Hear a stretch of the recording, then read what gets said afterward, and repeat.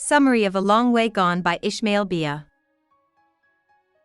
Ishmael Beah is a 12-year-old boy living a normal life in the east of Sierra Leone in 1993.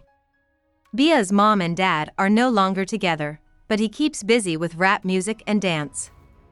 There is a civil war going on in other parts of Sierra Leone, but it hasn't affected Beah and he doesn't think it ever will. When the book starts, he is on his way from his home in Mogwemo to the town of Matrujung, which is 16 miles away. He is going there with his friends Junior and Taloy to take part in a talent show.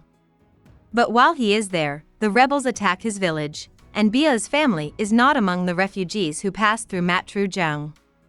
After a little more than a week, the rebels attack Matrujung, and Beah runs away into the forest with Junior, Taloy, and friends from Matrujung like Koloko, Jibrilla, and Kalalu, only to return to Matrujung because they are hungry and desperate. Their efforts don't work though, and the boys end up wandering randomly in the countryside, stealing food to get by because they can't deal with what they've seen or even talk about it. People often think they are outlaws and chase them. In one case, they were even caught. Beah's rap tape is the only thing that saves them, because when the locals listen to it, they realize they must be dealing with good boys. When the boys find out that Jibrilla's aunt lives in a town called Cometer, they go there to help out in exchange for food and a place to stay. At first, the town is very careful to keep an eye out for rebel strikes. But after a little more than 4 months, they too are attacked. In all the chaos, Beah loses track of his brother and his friends. He and Koloko hide out in the bush, hoping to see a sign that his friends are still alive. When there is no more food, Beah chooses to leave the war as soon as possible and leaves Koloko behind. He quickly gets lost in the bush and walks around aimlessly for a month before he meets Alhaji, Saidu, Kaniai, Juma, Musa, and Mariba, and new group of boys. The boys go to the ocean because they have heard that a town called Yil is safe. On the way, they are caught by locals who think they are rebels. Once again, Beah's tape saves the day. The boys go out again, but this time they don't have much of a plan. Even though they are sad and have lost a lot, the kindness of the people they meet often makes them feel better.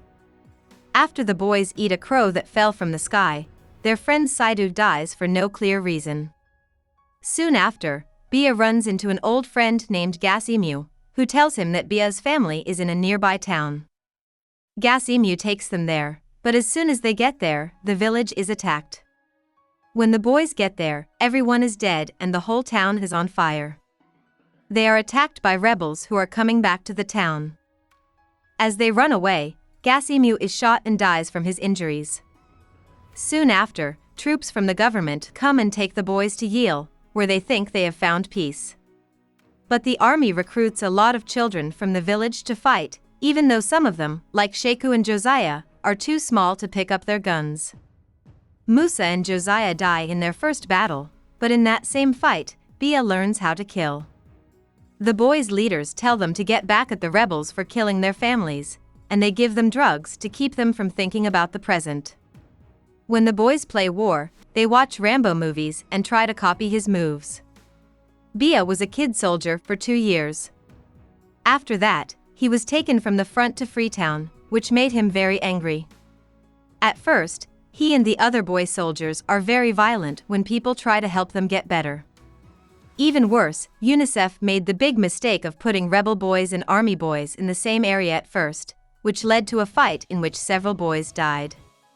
But staff members like Nurse Esther start to help the boys deal with some of their trauma by showing them care and showing interest in their hobbies, like Beah's love of rap music. After 7 months, Beah moves in with his uncle, who lives in the capital city of Freetown. He also goes to New York City to talk about child fighters in Sierra Leone at the United Nations. There, he meets Laura Sims, who runs a class to help kids tell their stories. When he is back home, she often sends him money. But Sierra Leone has not been fixed, even though Beah has, and the government is being violently overthrown. Freetown becomes just as dangerous and violent as the front, and when Beah's uncle dies because he can't find a doctor, he decides to flee to the nearby country of Guinea and then to the United States. He has already talked to Laura Sims, who has promised him a place to stay in New York. About the author. Beah was born in Sierra Leone in the town of Mogwemo in 1980. In 1991, a civil war started there and lasted for 11 years. Because of the civil war, Beah lost both of her parents, so she ran away from the rebels before they caught her. He would join the army as a child fighter and fought for the government for 2 years before being sent to Sierra Leone City, Freetown, to be rehabilitated. There, he would have the chance to go to the United Nations in New York City and speak up for the child soldiers in Sierra Leone. When the Civil War hit Freetown in 1997, Beah ran away to the neighboring country of Guinea and was flown to New York with the help of a United Nations workshop leader he had met. He was finally reunited with his extended family. There, Beah finished high school and went to Oberlin College. While he was at Oberlin, he worked on A Long Way Gone. He is on the Children's Rights Division Advisory Committee for Human Rights Watch and is in charge of the Ishmael Beah Foundation, which helps former child troops. He wrote Radiance of Tomorrow in 2014 and Little Family in 2020. Hope we summarized it fully and you liked it. Please hit the like button and subscribe to our channel so that we are motivated to create more videos.